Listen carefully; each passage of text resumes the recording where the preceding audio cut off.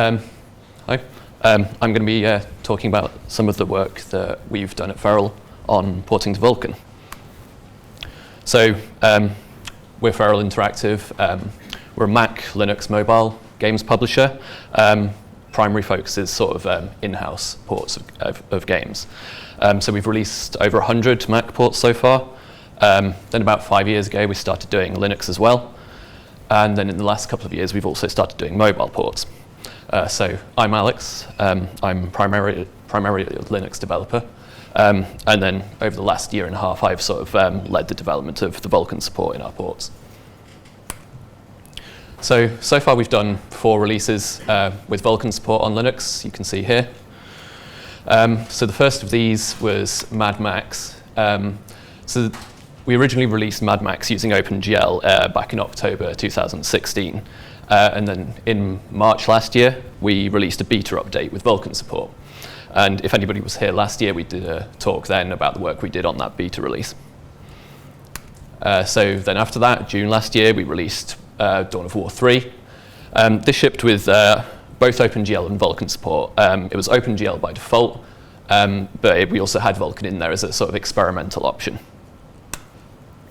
Then in November last year, we released F1 2017, and this was the first game that we did that was Vulkan exclusive. And then finally last month, we released Rise of the Tomb Raider, also Vulkan exclusive. So those first 2 beta releases, Mad Max and Dawn of War 3 that we did, weren't sort of really production quality. So they had sort of several shortcomings that are in the Vulkan path that we knew about, that we knew we needed to resolve before we moved over to using Vulkan by default. So one of the main aims of having these beta releases was to collect feedback from users. So we set up an email address where users could email directly to us in the development team to report any issues that they had.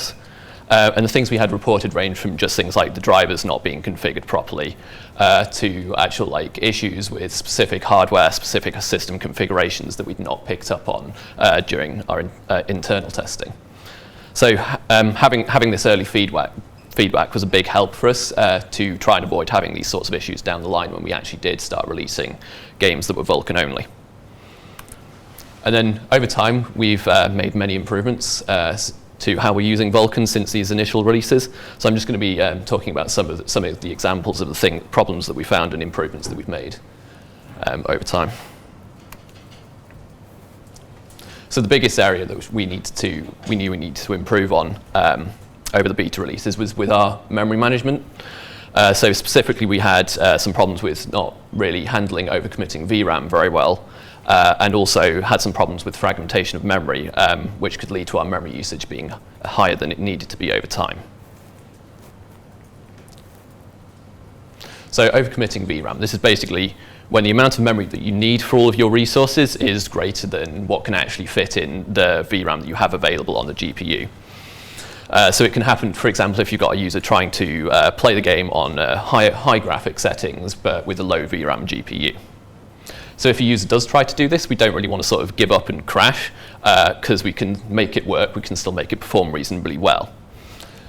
However, I will say that we try to do this sort of within reason, because it's like for instance, if a user is trying to run, say, 4K resolution and then maximum graphic settings on a 2 GB GPU, then that's probably not really going to work very well no matter what we do. So that's where we kind of draw the line at trying to make it work well.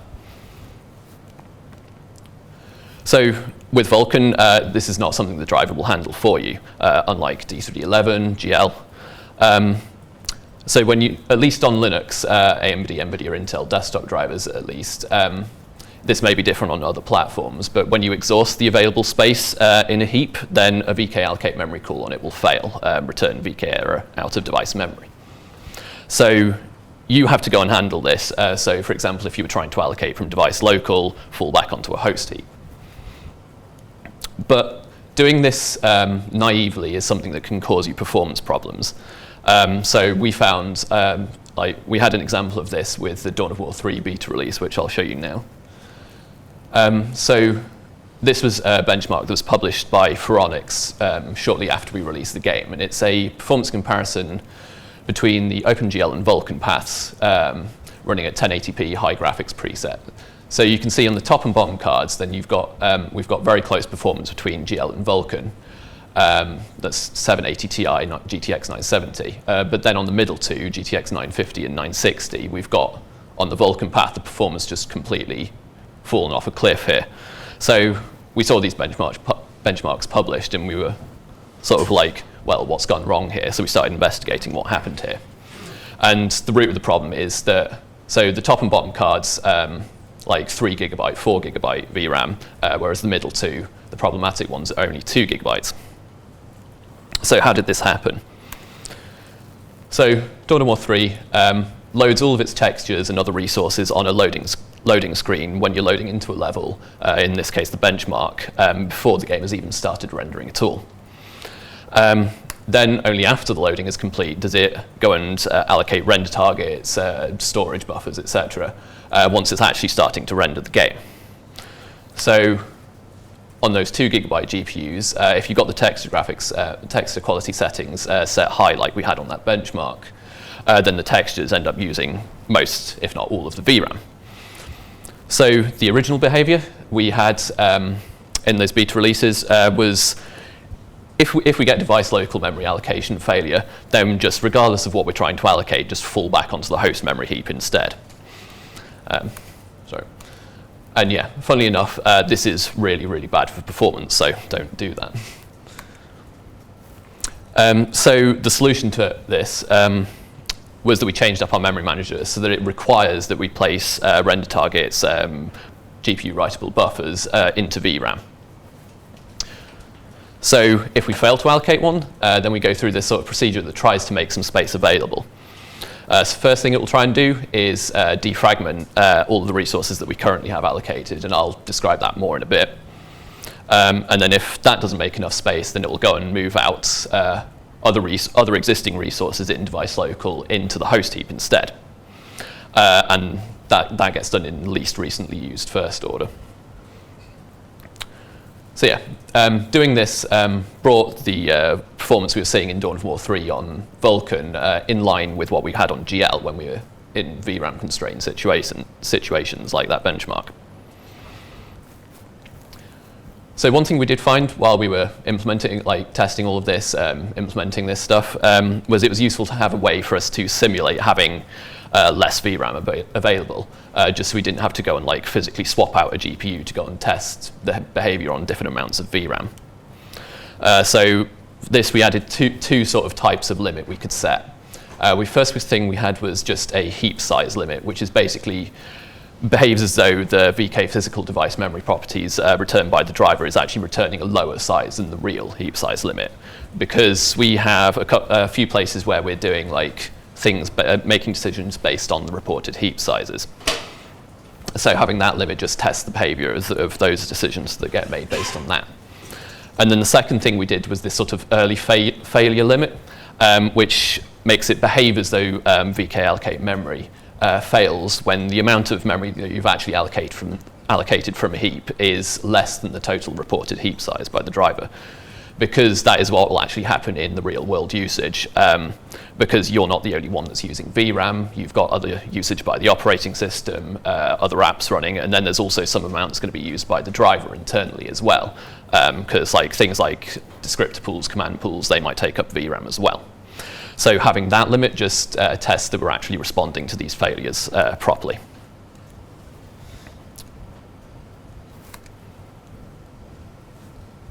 So yeah, the next problem we had with memory management was fragmentation.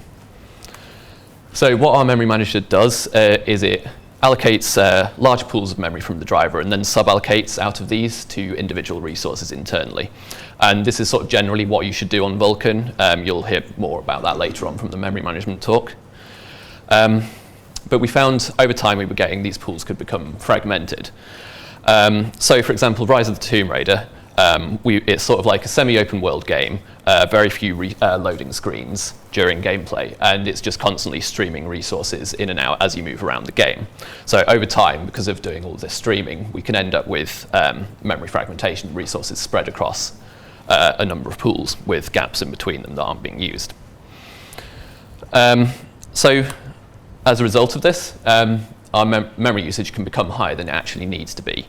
because we have, even though the total size of all of the individual resources that we have is lower, there's a bunch of free space within the pools that we have that's not being used, but we've still allocated.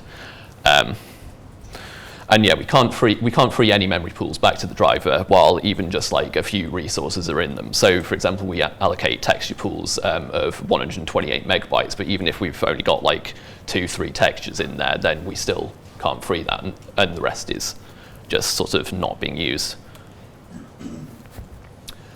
So yeah, quick example of that here. This is in Rise of the Tomb Raider. Now this is the sort of debug tool we wrote that shows the current state of the memory manager, and it's got a simple visualization of the layout of the resources within each memory pool. So you can see here the expanded section is the texture pools. Each of those is 128 megabytes, and the blue space there is used space, and the green space is free space. So this is the state of things. We've just started the game here and loaded a save directly into this point in the game. So it's like just after loading. So everything to get to this point has been loaded all together. And so everything's nice and compacted together in the memory pools. But then if we go and play further on from this point, further on through the game, we get to here. It's a bit dark, you can't really see what's going on there, but basically what's happened is we've gone from the level we were in on the previous slide was one of the big sort of hub areas of the game, the Soviet installation, which is like one of the largest areas of the game. And then what we've done is gone through to this much smaller sort of linear section. So there's, as we've come up to this point, the game sort of streamed in some of the resources for this new level. And some of the resources like are shared between this area and the previous area, but some from the previous area are no longer needed. So once we've got into this point, then the game has gone and freed a bunch of resources, and it's left all of these gaps throughout the memory pools. So if you actually look above, might not be able to read that, but if you see the usage statistics above that, it says there's only 63% of the memory that we've allocated is actually being used for resources there. So the solution we had to this was implement a memory defragger. So basically this just tries to move resources around so it compacts them into as few pools as it possibly can, and then frees any memory pools which become empty as a result. So in F1 2017, the first game we shipped this in, we had it just as something that gets done at sort of fixed points on loading screens at the start and end of a race. And that, because it's being done on a loading screen, the performance of it there doesn't really matter that much. So it just goes and defragments everything that's currently allocated, all resources. And that can take like a few hundred milliseconds. But yeah, because it's on the loading screen, that's not really much of an issue to cause like that kind of stutter. But then Rise of the Tomb Raider, as I said before, it's a semi-open world game, rarely any loading screens, and it's just streaming all the time. So we have no opportunity to go and do this like stall for 100 milliseconds, defragment everything, because if the user will notice that happening. So for that, we went and implemented the ability to do defragmentation in the background as well. And this basically just tries to keep the amount of memory that we're actually using for resources versus the total size of the pools that we have allocated above a threshold, so that at any given time we're not really holding on to too much more memory than we actually need to. And then this is rate limited to avoid having too much of an impact on the performance of the game, so it's done just like move a certain amount, like small amounts over time. So yeah, going back to that example, that was what we had before. This is actually without the memory defrag systems enabled. But then if we do this, this is now from doing the same thing. So we've done the exact same sequence of events here, loaded into that previous point, and then played forward to this point. But now we've got memory defrag enabled, and you can see there that we've actually got, like, everything is now much more compacted together. And then if you compare, you see there's actually 2 less memory pools allocated, so each of those is 128 megabytes. That means we've reduced our memory usage there by 256 megabytes. So yeah, just having this memory defrag system has basically been really useful for us to try and keep the VRAM usage of the game under control, and not just VRAM usage as well, because if we've fallen back to like the host heap for certain resources, then we're using system memory as well. So we need to defrag any pools that we have in the host heap as well, so it keeps system memory usage under control as well. So the next thing we made improvements on over what we were initially doing was how we managed descriptor sets. So the initial implementation that we did was just rewriting descriptor sets per draw every frame. And yeah, we just had a bunch of per frame descriptor pools, and we reset the entire descriptor pool with VK reset descriptor pool once the previous frame that it was used in has completed. So this was something that worked pretty well on the desktop drivers, though we did think that we might be able to do something a bit better. But what really motivated us to go and change what we were doing was that it's sort of very costly on some mobile implementations. In particular, ARM Mali GPUs don't particularly like this. So we've noticed on our mobile game, we're currently working on a port of Grid Auto Sports to Vulkan Android. We noticed that on that we were getting quite significantly lower performance on ARM GPUs compared to other phones with similar specifications, and the cause of that turned out to be how we were managing descriptor sets. So the new strategy that we have is that we now have persistent descriptor sets, and we just generate and cache these as needed. So the games that we've currently ported to Vulkan have all been sort of like D3D11 style engines. So they have like the D3D style binding model of just slots that you arbitrarily bind resources to, swap them out as needed.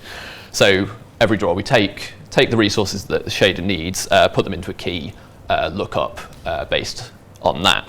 If we find an existing set, use that, otherwise create a new one and store it to be used later. And then on top of that, we're now using the dynamic uniform and storage buffer descriptor types. Because this works well with how we implement buffers for like frequently updated buffers. So we do them as a sort of ring buffer, where every time we want to write new data to the buffer, just advance an offset in the buffer and write the new data there. So at bind time, we have to go and add on the offset to the latest data in the buffer. So if we were using the non-dynamic descriptor types for that, we would have to have a different descriptor set for each offset that we want to bind. Changing the offset can happen many times per frame, so we could end up with lots and lots of descriptor sets being generated because of that. So instead, we're just using dynamic descriptor types. And this just means that we change the offset by rebinding a descriptor set with a different offset. So yeah, compared to the original implementation that we had, rewriting descriptors per frame, on desktop gave sort of like a modest performance improvement. So for example, Rise of the Tomb Raider's benchmark, depending on driver, it was like 5% improvement. But then, as I said before, our Mali GPUs, it was quite bad before. This gave us around about 30% performance improvement. And that brought our performance on those GPUs in line with what we were seeing on other similar spec mobile GPUs. So with this descriptor pools, we have a bunch of global descriptor pools, and then we create these as need when we find that existing pools are empty. So one thing we found with this is that we could end up with quite a large number of descriptor pools allocated, and these can have a VRAM cost. So the Vulkan API doesn't provide you any way to check the memory usage of objects like descriptor pools. But if you've got like driver source available, so for example on AMD, you can actually go into the driver and just sort of see what it's allocating for a descriptor pool, compare that with the number of descriptor pools you have, their sizes, and then work out sort of like roughly how much memory you're using for these. So we did this, looked into this in Rise of the Tomb Raider, found out we could reach around about like 50 meg peak VRAM usage for descriptor pools. Which is sort of getting a bit high, so we looked into seeing if we could reduce this a bit. So we just made it so that we periodically clean up old descriptor sets, which we haven't used in a while. And then doing that brought the peak usage we could have for descriptor pools down to around about 20 megabytes, which is quite a bit better. So a caveat with how we're managing descriptor sets now is like by having global pools and then freeing individual descriptor sets, is that we can end up with descriptor pool fragmentation. So when this happens, the allocations from the descriptor pools can occasionally fail when the number of descriptors you've used is actually less than the total size you specified when creating the pool. So in practice, we've not really found this to be too much of a problem. It does happen. When it happens, we just sort of handle it by trying to use a different descriptor pool.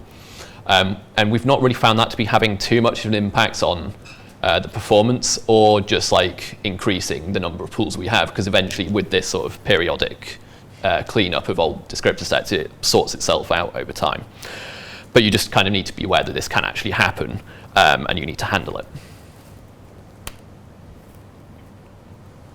So next thing I'll talk about is threading. So yeah, Vulkan gives you much greater opportunity for multi-threading compared to the older APIs. There's very little there's very few places where the API is going to say you have to do all of this from a single thread, like you have a device context or something you have to use on a single thread, like the older APIs. So we're using it as part of doing resource creation and as part of our main rendering. So I'll give you a few examples of what we're doing here. First thing, pipeline creation. So on Vulkan, unless you have very few pipeline states, it's generally best to create these ahead of time rather than like doing it as needed at draw time based on current state. Because if you do this, pipeline creation can take a long time. It's like got to compile the shaders. And if you do this at draw time, then you can cause quite a bit of stuttering, particularly if you have a lot of like shader variants, pipeline states, things like that. And yeah, the API lets you create pipelines on multiple threads simultaneously.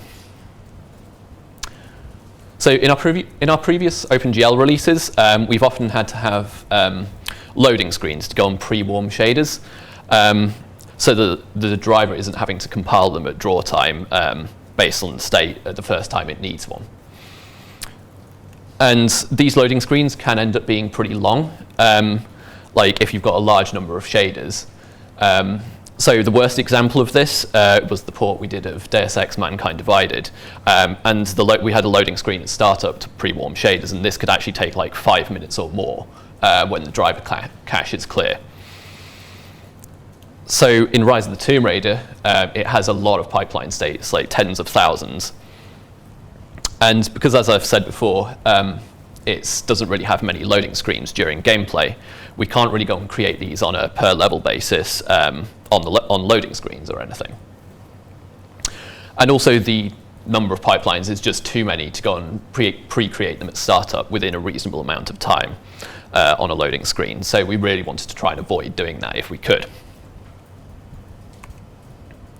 And I will note that you do have like the VK pipeline cache API, which lets you get a pipeline cache and then save it out to disk. And then also on desktop, some of the drivers, so NVIDIA and I think AMD's does as well, have sort of driver managed on disk cache, which will help performance like when you do actually have the pipelines cached.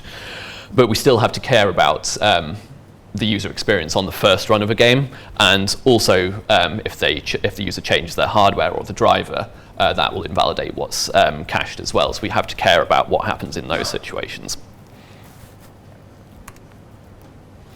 So sort of the solution we had was use multiple threads for doing pipeline creation.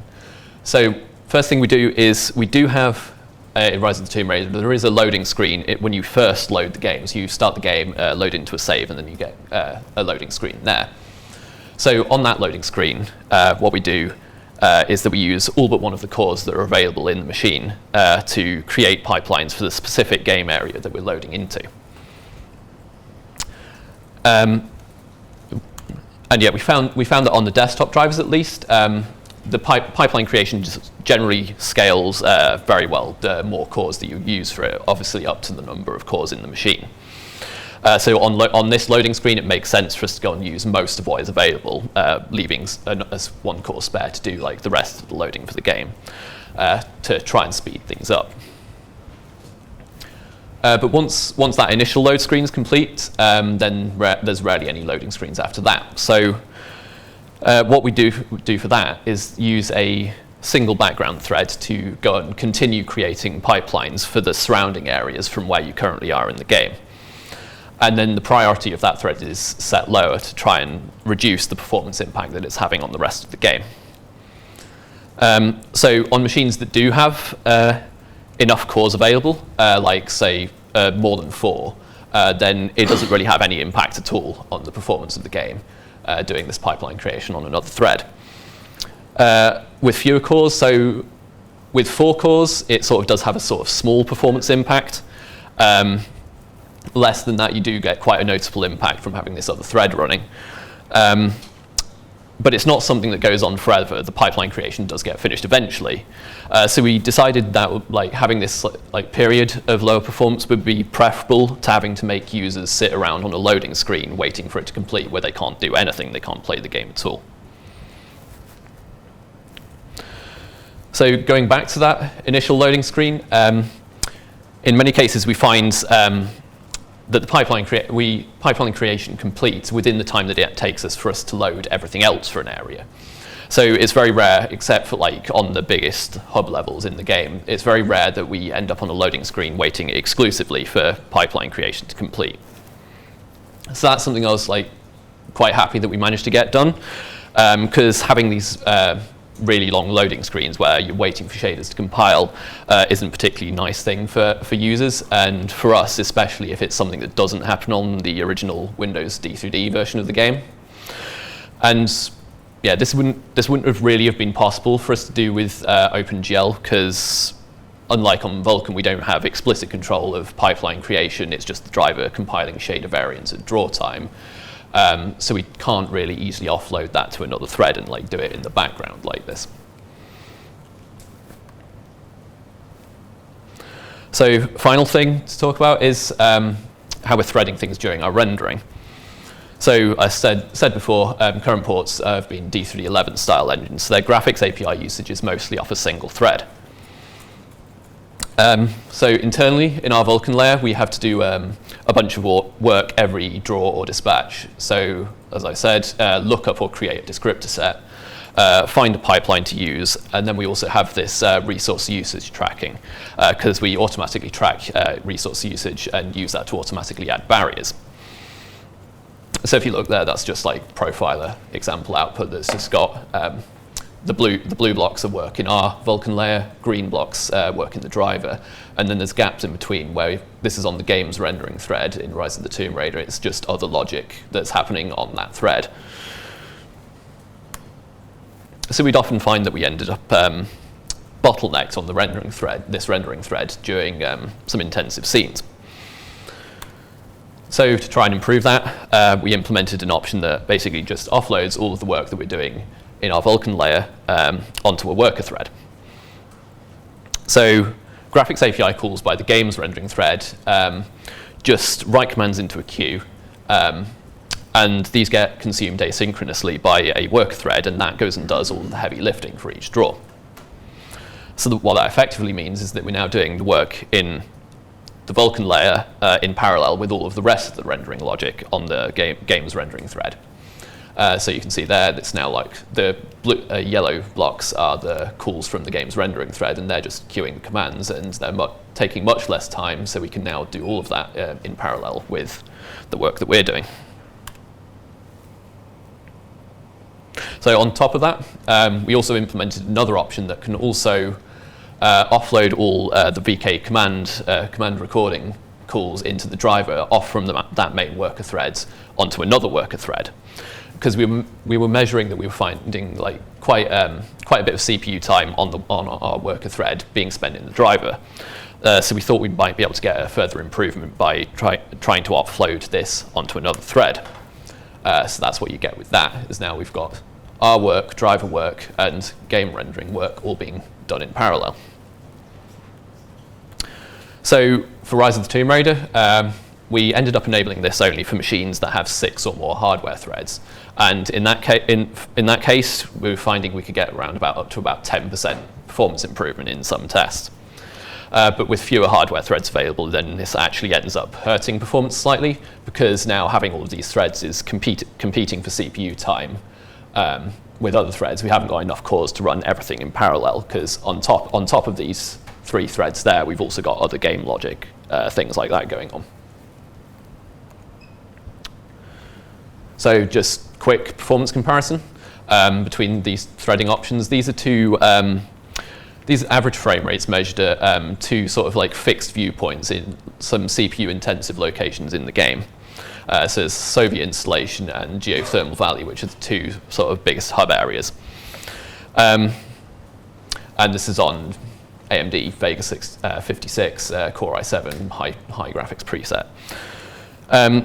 So for both of these locations, having the main worker thread, this gives around about 50% performance improvement over no threading.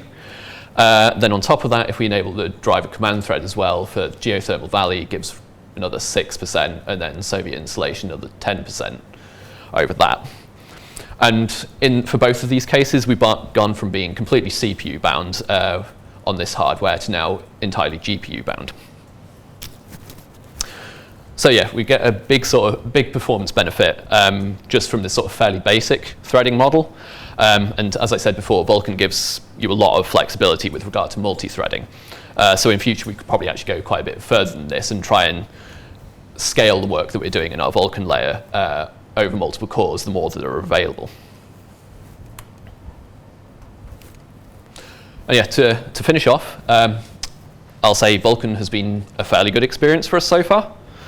So on desktop, at least, the drivers are pretty reliable by now. So every release that we do, we do tend to find like a few issues with the drivers, but generally it's nothing sort of major broken.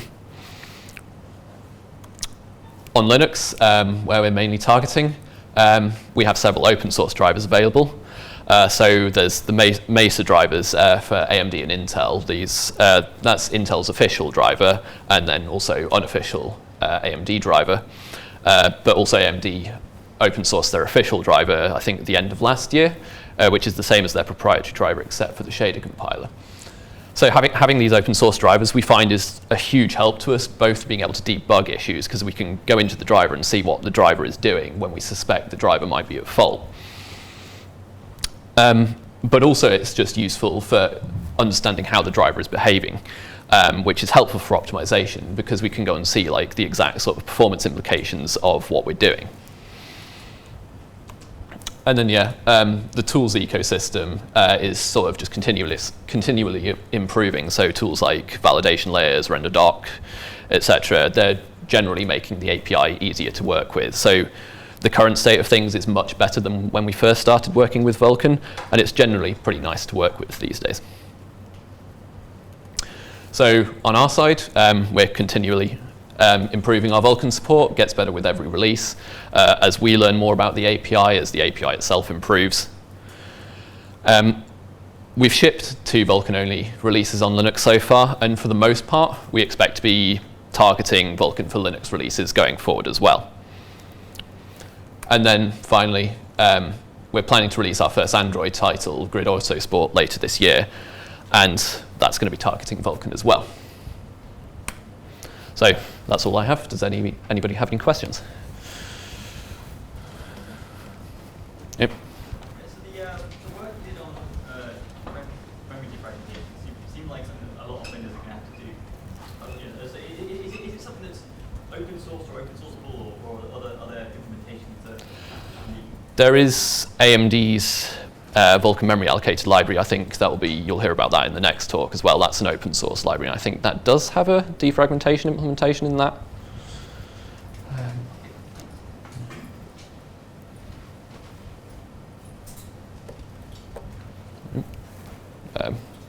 Yeah. How long did it take you to get your first Vulkan render up and running when you started working on it? It was actually only, from the point of starting, it was only about a month, I think, to get from the point of, first starting to the point where it was sort of basically running. I mean, at that point, it was still like rendering issues and the like, performance problems, etc. So, but from that, it was like, we released Mad Max in about, I think it was March last year, and we started doing that back in November the year before. So that was, about 5 months to get to that point where it was actually sort of shippable in beta quality.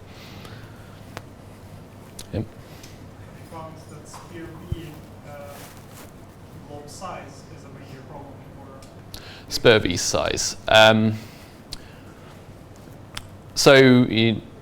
Not particularly. I mean, we're generating all of our shaders. So our shaders are generated runtime, which is something I'd like to improve on. But we're compiling to SPIR-V at runtime. So we're not saving that on disk or anything. But there is Rise of the Tomb Raider, it's got lots of shaders. We did find we had some issues with memory usage on that. And one of the things that did contribute to that was having all of these SPIR-V blobs in memory at once. So it would be useful to try and cut that down. Are you translating from DXBC? Yes. Yeah. Yep. Just going a little further on the question, so you say you generate SPIR-V at runtime. Do you run it through things like SPIR-V opt?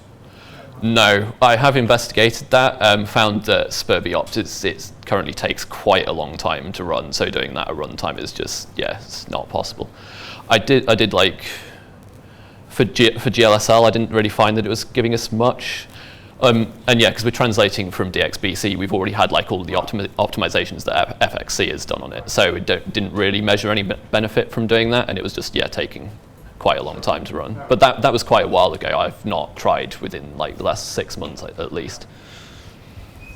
On that as well, I think Google submitted their changes to optimize DXC compilation, SPIR-V compilation for GLSL. Yes, yeah. Yeah, shader compilation is definitely something I want to try and look into improving. Yeah. So I was just curious, what's the most limiting feature or limiting aspect of the API or feature that's missing or basically that you're getting back in currently? Sorry, can you say that again? What's the main limitation of the API or missing feature that's currently restricting you from using it as your primary backend? We are using it as our primary backend now. For our latest 2 releases, we've switched over to that. We're not targeting Windows. We're specifically doing the Linux ports. There's nothing really missing from the API. For our current games, we do have some stuff in early development we're finding some missing features, but we're just sort of going to try and push for new features where we find that we need them. Yep. You mentioned at the end that you are targeting Android Vulkan. Yeah. Very last title. Have you found the process from developing Vulkan on Linux to transition to mobile? A lot of the work does carry over, but there is some things that are different. So, for example, memory management is one of the biggest things I can think of. Is that there's difference in the memory architecture between the mobile GPUs, desktop GPUs, and you have to make sure you're considering all of these things, make sure that your implementation actually handles the differences between these different architectures. But for a lot of it, it's the same code path. It's mostly shared. We just do some specific tweaks for each platform where we find that we need to.